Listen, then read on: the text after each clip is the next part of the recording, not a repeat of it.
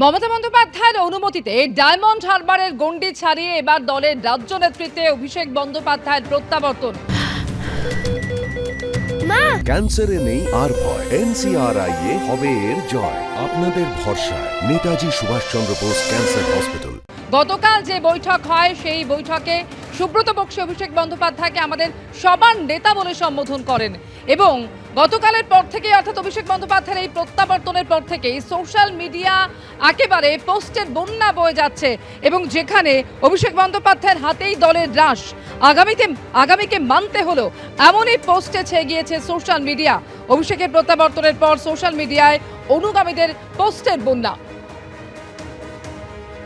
একটা দীর্ঘ সময় ডায়মন্ড হারবারের মধ্যেই নিজেকে সীমাবদ্ধ রেখেছিলেন অভিষেক বন্দ্যোপাধ্যায় এবং বিভিন্ন সময় সর্বোচ্চ নেতৃত্বের মধ্যে দূরত্ব নিয়ে নানান জল্পনা তৈরি হয়েছে।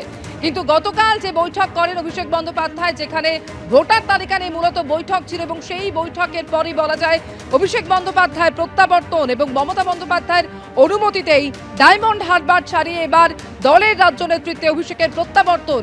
আর এই প্রত্যাবর্তনের পর সোশ্যাল মিডিয়া ছেয়ে যাচ্ছে পোস্টে, যেখানে অভিষেক বন্দ্যোপাধ্যায়ের হাতেই দলের রাশ, আগামীকে মানতে হলো এমনই পোস্টের বন্যা সোশ্যাল মিডিয়াতে।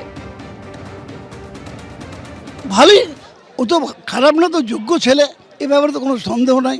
ও কাজের ছেলে, ও এর আগেও অনেকগুলো আন্দোলন করেছে, সেই আন্দোলনগুলো সফল হয়েছে। আমাদের তবে আমাদের আলটিমেটলি সকলের কাছে একটা বড় প্রশ্ন থাকে, অনেকে জিজ্ঞেস করে মমতা বড় না অভিষেক বড়। এই প্রশ্নের মধ্যে আমি যাব না।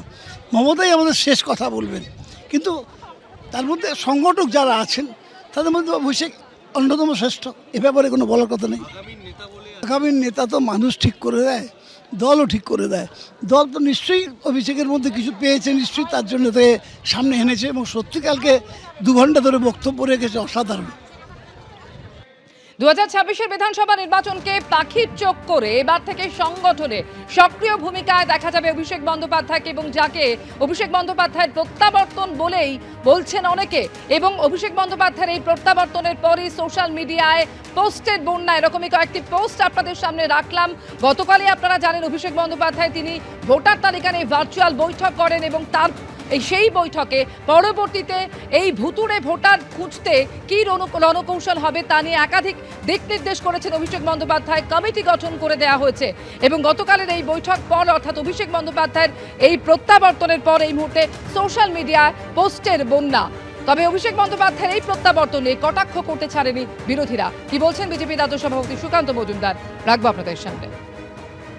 চোরেদের দলের কে নেতৃত্ব দেবে, এটা নিয়ে কোন চোর নেতৃত্ব দেবে সেটা নিয়ে কি খুব বেশি মাথা ঘামানোর প্রয়োজন আছে?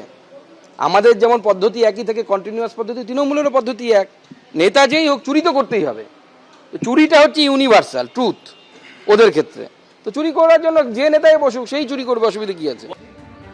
গতকাল ভার্চুয়াল বৈঠক করেন অভিষেক বন্দ্যোপাধ্যায়, সাংসদ, বিধায়ক, জেলা সভাপতিদের সঙ্গে। ভুতুরে ভোটার খুঁজতে দলের রণকৌশল কি হবে তা স্থির করে দেন অভিষেক বন্দ্যোপাধ্যায় এবং যে বৈঠকে আমাদের সবার নেতা বলে অভিষেক বন্দ্যোপাধ্যায়কে সম্বোধন করেন সুব্রত বক্সী।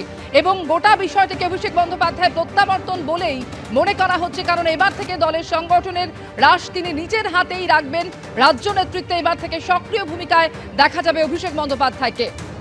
সোশ্যাল মিডিয়ায় নিয়ে অভিষেক অনুগামীরা একাধিক পোস্ট করতে শুরু করেছেন, যেখানে লেখা হচ্ছে অভিষেক বন্দ্যোপাধ্যায়ের হাতেই দলের রাশ।